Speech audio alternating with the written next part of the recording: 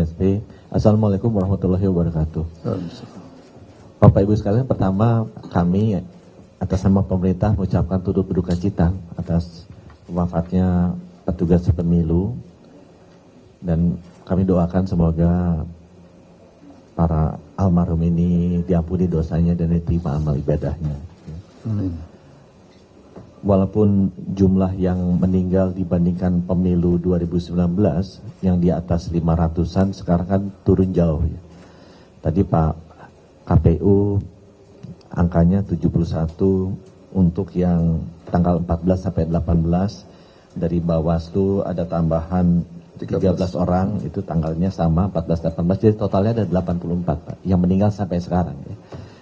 Antara tanggal 14 sampai tanggal 9 Februari itu 16% dari kisarannya 16% dari pemilu yang sebelumnya yang angkanya di atas 500. Jadi memang terjadi penurunan yang sangat drastis dari jumlah petugas pemilu yang wafat pada saat bertugas dibandingkan dengan pemilu sebelumnya.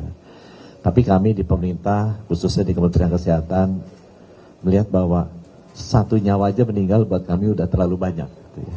Karena ada banyak masyarakat yang berduka. Jadi kami berpikir bagaimana caranya untuk terus memperbaiki ini.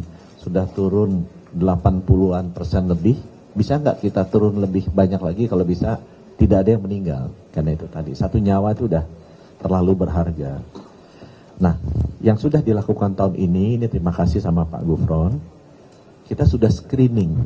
Jadi tugas kita adalah jangan keburu sakit. Kalau bisa bekerjanya udah sehat duluan.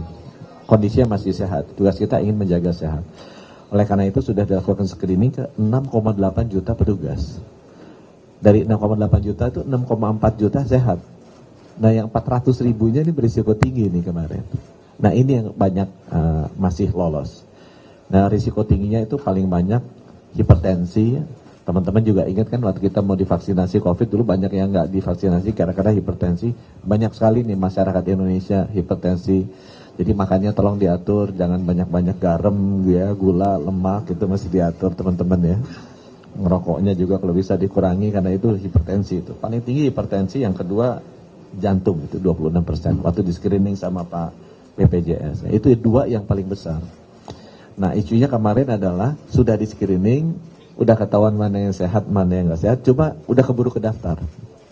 Jadi kita kan ingin melakukan penyempurnaan, itu sebabnya dilakukan screening sehingga turun tuh 80% lebih yang wafat.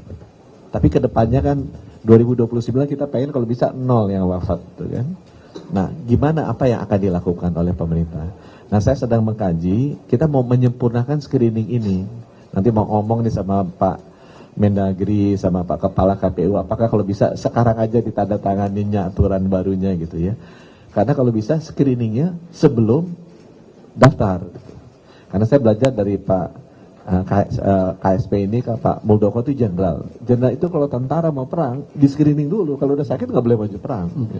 Dan apalagi kalau tentaranya mau perangnya kualifikasinya lebih tinggi, Kopassus gitu kan, pasti screeningnya lebih ketat lagi. Karena ini Bawaslu ini kan, petugas pemilu ini kan kerjanya, aku dengar ada yang sampai di atas 10 jam gitu kan, ada yang 12 jam, 16 jam. Ini kan udah kerja kayak tentara Kopassus gitu kan. Kerjanya kerja yang benar-benar khusus dan berat. Jadi kami sebenarnya ingin mengusulkan, nanti akan duduk bersama nih sama Pak Tito, Pak Kepala KPU, sama ini mungkin difasilitasi sama Pak Muldoko nih, agar kalau bisa itu menjadi syarat. Jadi screening kesehatan itu menjadi syarat untuk mereka jadi tugas. Itu langkah pertama penyempurnaan yang kami ingin lakukan, agar mereka benar-benar pada saat nanti jadi petugas itu kondisinya sehat, sehingga kita bisa, kalau bisa mengenolkan lah yang wafat ini. Yang kedua yang kami ingin lakukan juga, ini kan kerjanya mereka overtime ini. Nah kami lagi ngitung nih, bisa nggak kita lakukan uji kesehatan kelilingnya itu setiap 6 jam misalnya. Kan ini kan saya dengar tadinya rencana ada yang 8 jam, ada 10 jam, tapi kalau banyak tadi Pak Tito, Pak Kepala KPU bilang juga ada yang lebih dari itu, 12 jam, mungkin ada yang 14 jam. Nah itu kita lagi berpikir, karena ini TPS kan ada 823.000. Nah kalau fasilitas kesehatan yang dimiliki oleh Kementerian Kesehatan dan Pemda kan ada 10.000 di level kecamatan. Bisa nggak misalnya satu puskesmas di kecamatan mengcover TPS di kecamatan itu, sehingga untuk yang berisiko tinggi aja dulu, nggak usah semuanya, sengaja bisa didatengin, dicek. Ceknya kita gampang kalau karena resikonya kan itu tadi jantung ya sama stroke. Itu kita bisa cek tekanan darah, kan bisa diukur gitu. Kita bisa cek denyut jantung pakai jam aja sekarang udah bisa kan. Heart rate-nya berapa nih? 60, 70, 80, apa udah 150, udah 170. Itu kan berisiko kan kalau denyut jantungnya tinggi kan. Atau juga kita bisa ukur saturasi. Karena beberapa juga meninggalnya karena masalah pernafasan. 3 hal itu kan mudah, alatnya ada dan semua petugas puskesmas punya. Nanti kita akan coba kita hitung. Bisa nggak untuk TPS-TPS yang kita identifikasi ada petugas TPS yang berisiko tinggi, udah tua atau dia punya komorbid, punya penyakit bawaannya banyak, itu kita periksa setiap 6 jam gitu. Kita datengin sama petugas puskesmas. Jadi 2 hal itu teman-teman, kita ingin kalau bisa screeningnya menjadi syarat untuk menjadi petugas.